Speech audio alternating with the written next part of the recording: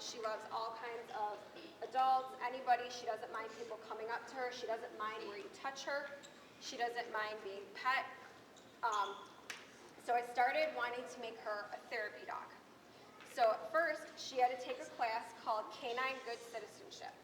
And what that is that means that your dog does well with others. She's obedient. Like, they make me do sits and stays, and then she has to be able to walk good on a leash. She has to be able to walk through a crowd.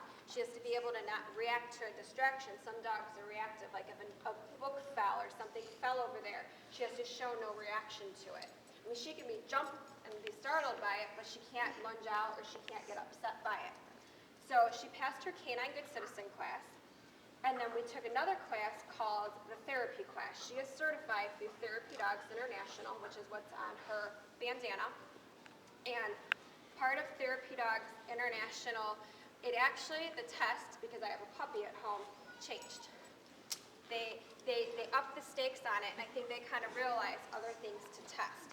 So for Therapy Dogs International, one of the things that was hard is you have to be able to walk by food and leave it.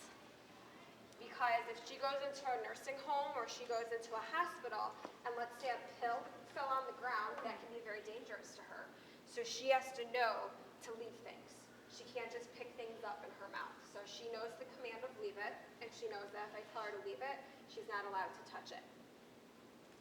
So I went ahead, and the night we took the test, my husband also does therapy work with me, and my pug is also certified. I didn't bring him today because it's hard to have two.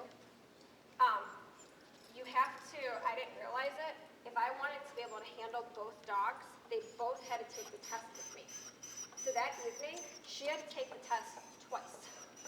Once with me, and once with my husband. So it was literally a 3-hour test she had to sit through. And someone came out from the organization and evaluated. So she passed, and then they sent us all her paperwork. She has to wear her bandana when she goes out. She knows when she wears her bandana, she knows that means people are going to come pet her. And she cried when people don't pet her, which is why she's crying right now.